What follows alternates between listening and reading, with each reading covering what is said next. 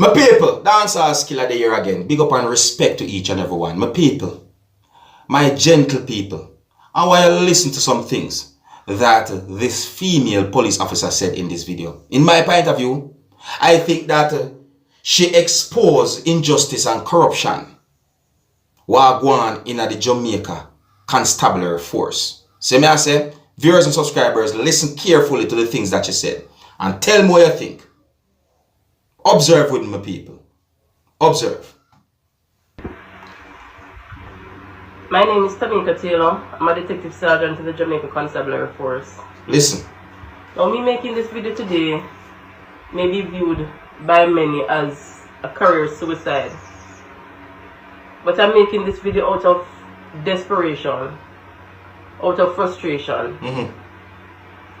A number of injustices have been meted out to me by high-ranking members of this organization. And on the 15th of January 2020, I met with the present commissioner, Mr. Anthony Anderson, and I blew the whistle on several high-ranking members. And instead of the matter being properly investigated, as per the Protected Disclosure Act of 2011, or the Whistleblower Act, I am being further victimized to the extent that I am about to be charged by the Narcotics Division on a ganja matter. Now, I must inform you guys that based on communication with my Federation Chairman, Mr. Rowan James, the DPP ruled in this matter from April of last year. And Detective Inspector Sheldon Coulson, on the 27th of January this year, that is last Thursday, informed the Moran Bay RM that the DPP has ruled on the same morning, the 27th of January, that I be charged. No, it's either one of two things. If DPP can justify a charge against me, it's either that evidence have been fabricated or some misrepresentation of information was done. Okay. Now, I am calling on two persons. Miss Paula Llewellyn, Director of Public Prosecutions. Ma'am, I have you in very high regard. And I have you in high regard because I don't see you as a person who will compromise your office. So I'm calling on you, ma'am, to take a look at my file.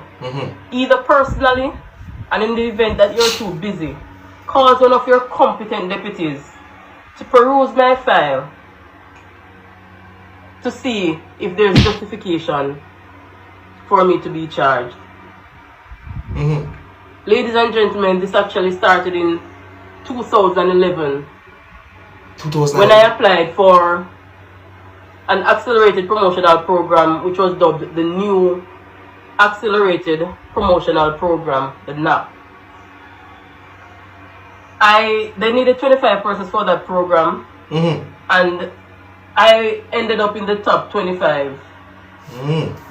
What? Sometime during the process of elimination for that program, I attended a party at the commissioner's residence, the then commissioner, Mr. Owen Ellington. Okay. And an incident took place with a high-ranking member of High Command. And from then, several attempts have been made to take me off that program, which proved futile. Now, when I passed the polygraph was the last thing. And when I was actually told by the polygrapher that I passed the polygraph, I was later invited by Mr. Owen Ellington to a meeting. And I went to that meeting with Mr. Owen Ellington and his four deputies, Miss Jevin Bent, Mr. Glenmuir Hines, Mr. Delworth Heath, and Mr. Clifford Blake. And at that meeting, I was informed by Commissioner Ellington that I failed a polygraph. And I real enough viewers and subscribers, may I tell you the truth, you know. I feel sad for hear some of the things that the female said that happened to her, you know. So may I say, I sympathize for her. May I tell you the truth? And I respect her for go on social media and I share some things what she say happened to her. You understand? Because them things are people for know about them things, my people. You understand?